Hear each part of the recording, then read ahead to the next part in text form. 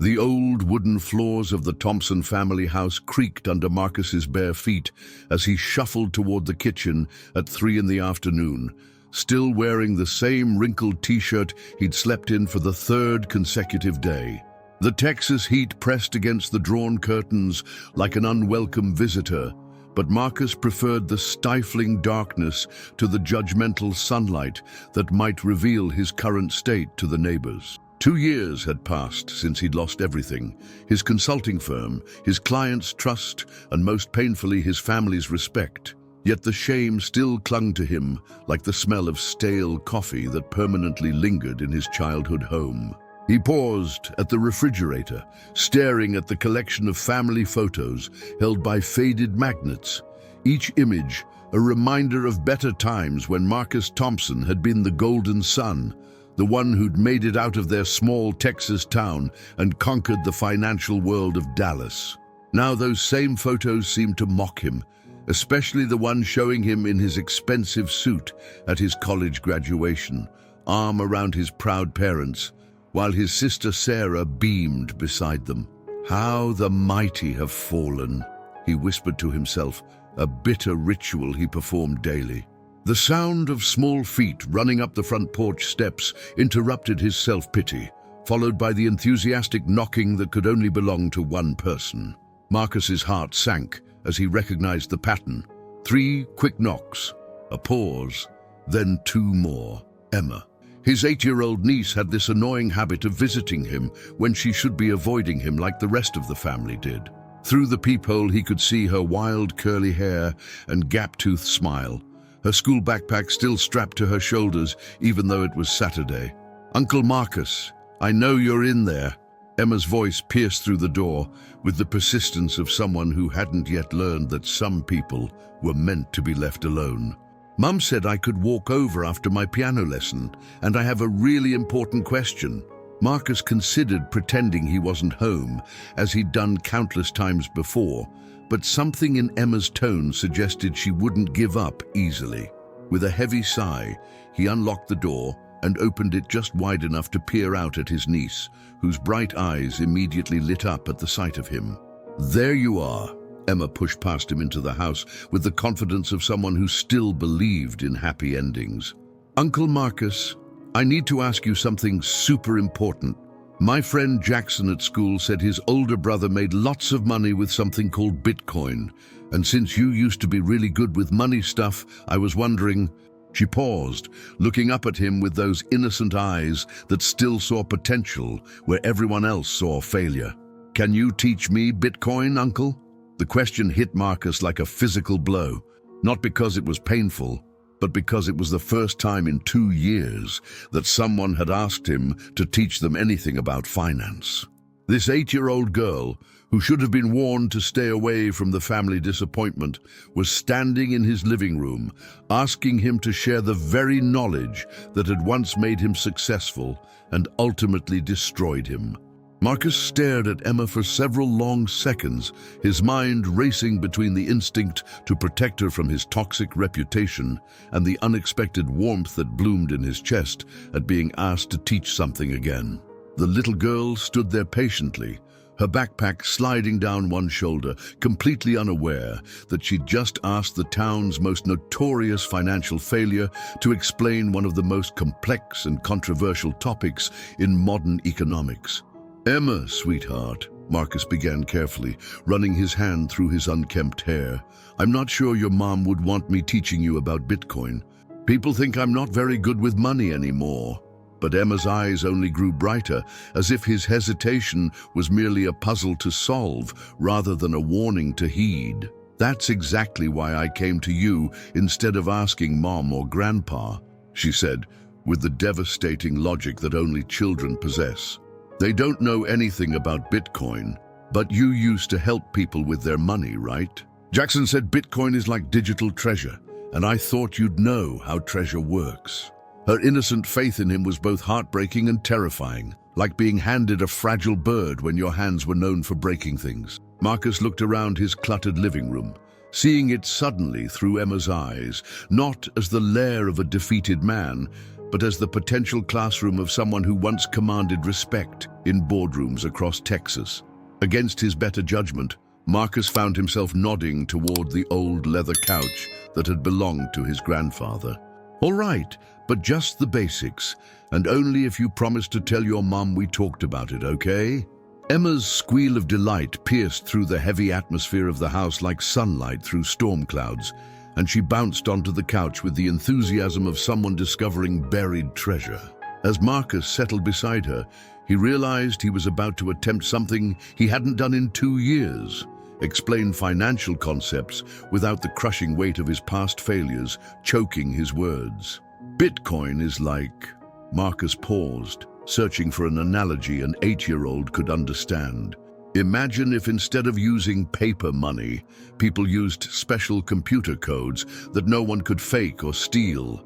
Each Bitcoin is like a unique digital coin that lives inside computers, and people around the world agree it has value." Emma's eyes were locked onto his face with the intensity of someone watching their favorite movie, and Marcus felt a forgotten sensation stirring in his chest. The satisfaction of teaching someone who genuinely wanted to learn.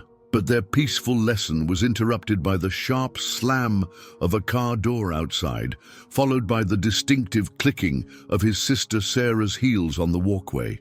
Marcus's stomach dropped as he recognized the particular rhythm of her angry stride, the one she'd developed specifically for confronting him about his various failures and disappointing life choices. Emma, oblivious to the approaching storm, continued asking questions about digital wallets and mining, her curiosity undiminished by the tension that was about to shatter their impromptu classroom. "Emma Marie Thompson?" Sarah's voice cut through the house like a knife as she burst through the unlocked front door, her nurse's scrubs still bearing the stress of a long shift. "What are you doing here? I told you to come straight home after your piano lesson." Her eyes found Marcus on the couch and narrowed, with the familiar mixture of disappointment and protective fury that had become their standard greeting. "And you?" She pointed an accusing finger at her brother. "What poison are you filling her head with now?" Emma jumped up from the couch with the defensive posture of someone protecting something precious, her small body positioned between her mother and uncle like a human shield. "Mom, Uncle Marcus wasn't filling my head with poison. He was teaching me about Bitcoin, and it's really cool. Did you know that people can send money to each other without banks?" Her enthusiasm was infectious, but Sarah's expression only grew darker as she processed the implications of her daughter learning about cryptocurrency from the man who had once convinced their elderly neighbor to invest her life savings in a failed tech startup. "Marcus, we need to talk, now." Sarah's voice carried the authority of someone who had spent years cleaning up messes, both in the hospital and in her family. "Emma, go wait in the car." But Emma's jaw set with the stubborn determination she'd inherited from the Thompson bloodline, a trait that had served the family well in everything except financial decisions. "No, Mom.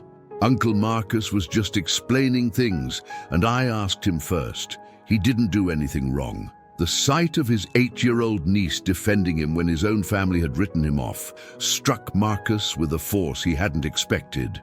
As Sarah and Emma continued their standoff, Marcus found his voice for the first time in months during a family confrontation. "Sarah, she came here asking questions. All I did was give her honest answers, the same way I used to explain things to you when you were her age and Dad was trying to refinance the farm." The memory hung in the air between them. Marcus, at 16, patiently walking his younger sister through compound interest calculations, helping her understand why their father's decisions made financial sense. Back then, his gift with numbers had been the family's salvation, not its curse. Sarah's anger wavered slightly as the memory hit her too, but her protective instincts remained sharp. "That was different, Marcus.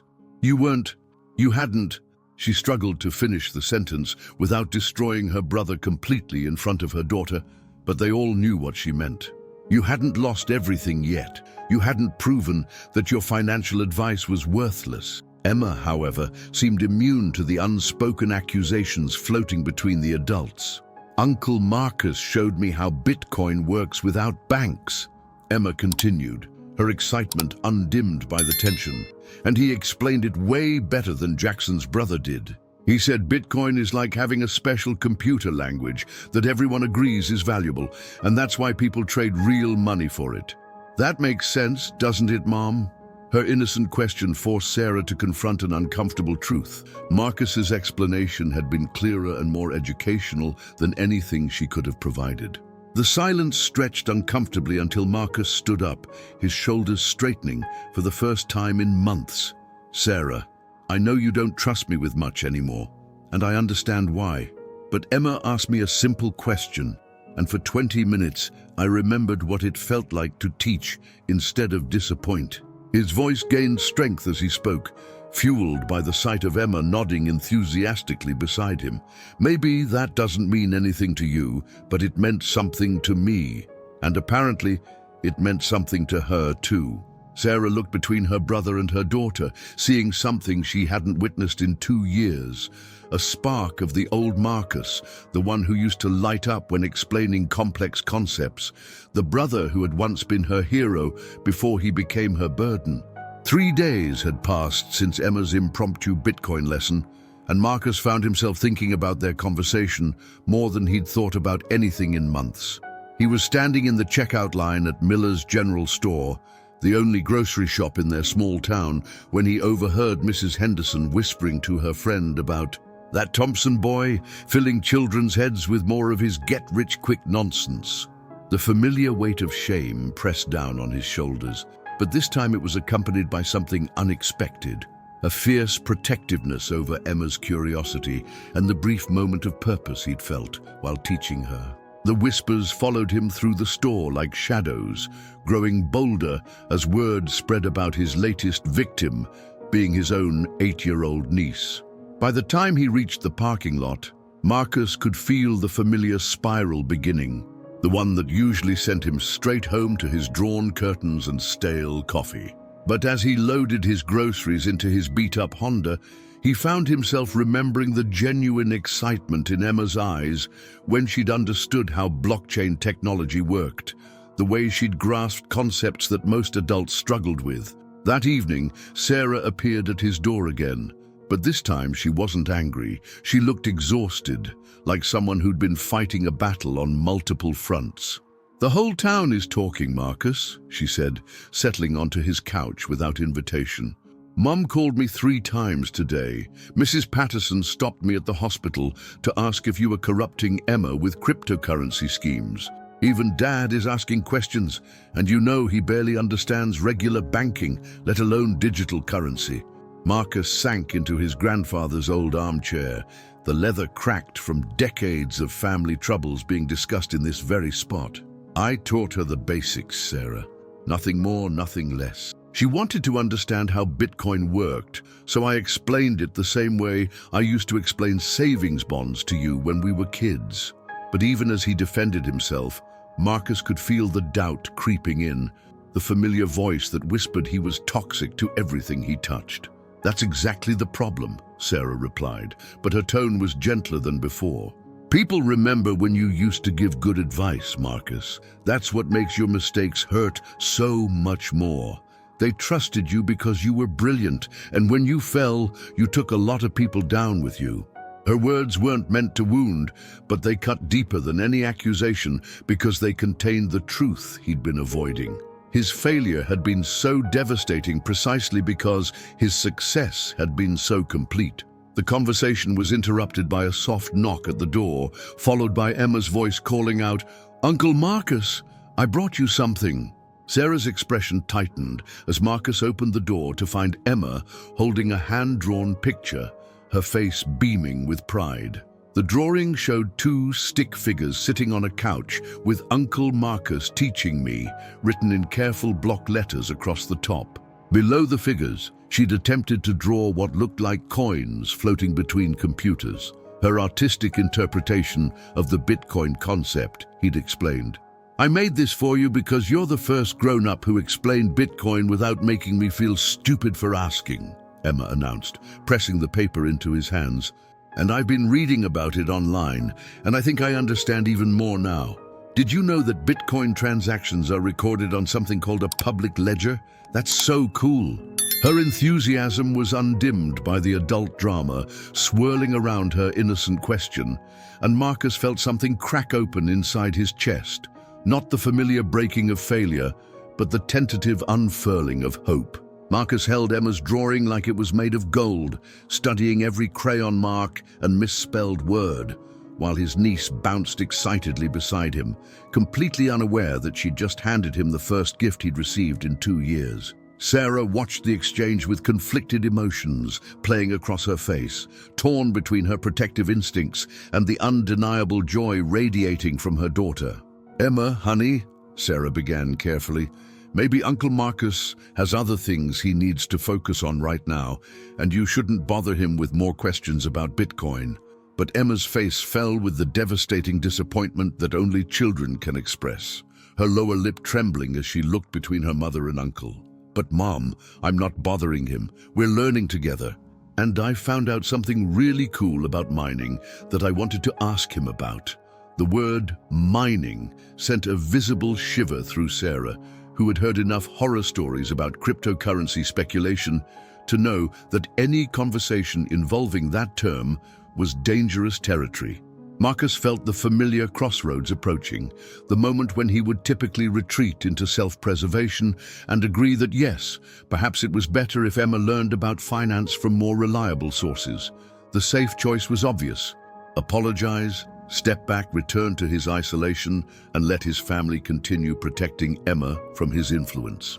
But as he looked at the drawing in his hands, at the proud smile on Emma's face, at the genuine curiosity sparkling in her eyes, Marcus realized that this 8-year-old girl saw something in him that he'd forgotten existed. "What did you want to know about mining?" Marcus asked quietly, his question falling into the silence like a stone into still water. Sarah's sharp intake of breath told him everything about what this choice meant. But Emma's immediate brightening told him something more important, that there was still something worth saving in Marcus Thompson, something that deserved to fight for its right to exist. Emma launched into an explanation that stunned both adults, describing how she'd researched Bitcoin mining, understood the concept of computational puzzles, and even grasped the basic idea of blockchain verification. Her 8-year-old vocabulary struggled with the technical terms, but her comprehension was remarkable, far beyond what most adults achieved, even after lengthy explanations. "The computers have to solve really hard math problems to make sure nobody cheats with the Bitcoin transactions," she explained, with the confidence of someone who had genuinely understood the concept. "And the people who solve the problems first get rewarded with new Bitcoin. It's like a giant math contest that helps keep everyone honest." Marcus stared at his niece in amazement, recognizing something he hadn't seen in years: natural financial intelligence, the same intuitive grasp of economic concepts that had once made him a prodigy in his field. Emma wasn't just repeating information she'd memorized, she was synthesizing complex ideas and explaining them in her own words, demonstrating the kind of analytical thinking that couldn't be taught, only nurtured. The realization hit him like lightning. This child had a gift, the same gift that had once elevated him before it destroyed him. "Sarah," Marcus said, his voice carrying a conviction that had been absent for 2 years, "Emma has something special. This isn't just curiosity. She has a real talent for understanding financial concepts. I haven't seen natural ability like this since." He paused, the words catching in his throat as he realized the comparison he was about to make. "Since I was her age, looking at spreadsheets like they were puzzle games, seeing patterns that adults missed." The silence that followed Marcus's revelation stretched between the three of them, like a bridge that Sarah wasn't sure she was ready to cross. She had spent 2 years building walls to protect her daughter from the wreckage of her brother's life, but now she was faced with the possibility that those same walls might be blocking something precious. Emma, oblivious to her mother's internal struggle, continued chattering about blockchain technology, with the enthusiasm of someone who had discovered a new favorite subject, her words tumbling over each other in her excitement to share everything she'd learned. "Uncle Marcus, I also read about something called smart contracts, and I think I understand how they work. But could you explain why they're better than regular contracts?" Emma's question hung in the air, and Marcus felt the weight of decision pressing down on him.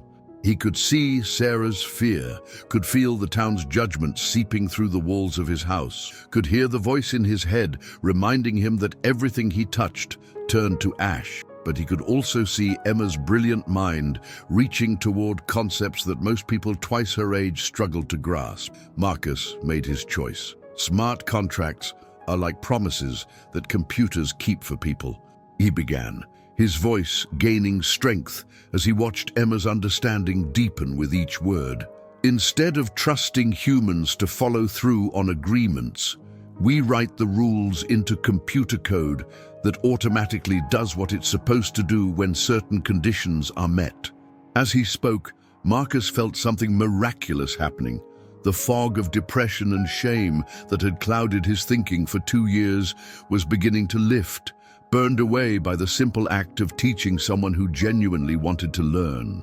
Sarah watched this transformation with growing amazement, seeing glimpses of the brother she'd lost, the one who used to light up their dinner table with explanations of market trends and economic theories that somehow made sense even to their farming parents. Emma's questions were acting like a key, unlocking the part of Marcus that had made him special, the gift that had been buried beneath layers of failure and self-doubt. "How do you know all this?" Sarah found herself asking, not accusingly, but with genuine curiosity about her daughter's remarkable comprehension. "Uncle Marcus explains things in a way that makes sense." Emma replied simply, as if the answer should be obvious to everyone. "He doesn't use big, scary words or make me feel dumb for asking questions. He makes it sound like a story, like the computers are characters in an adventure." Her innocent observation struck both adults with its profound truth. Marcus's greatest strength had never been his ability to manipulate markets or predict trends, but his gift for making complex concepts accessible to others. The moment was interrupted by a soft knock at the door, followed by the familiar voices of Robert and Martha Thompson calling out to their son. Marcus's parents had come, drawn by the town's whispers and their own need to understand what was happening with their granddaughter. As the 4 adults and 1 child gathered in the living room that had witnessed so many family discussions over the decades, Emma proudly began explaining Bitcoin to her bewildered grandparents, using the same clear, patient tone her uncle had used with her. Watching his 8-year-old niece confidently teaching financial concepts to adults who had lived through 8 decades of traditional banking, Marcus felt something he hadn't experienced in 2 years: pride. Not the arrogant pride that had preceded his fall, but the quiet satisfaction of knowing he had contributed something valuable to the world. Through Emma's success, Marcus was discovering that his gift hadn't died in his failure. It had simply been waiting for the right student to bring it back to life.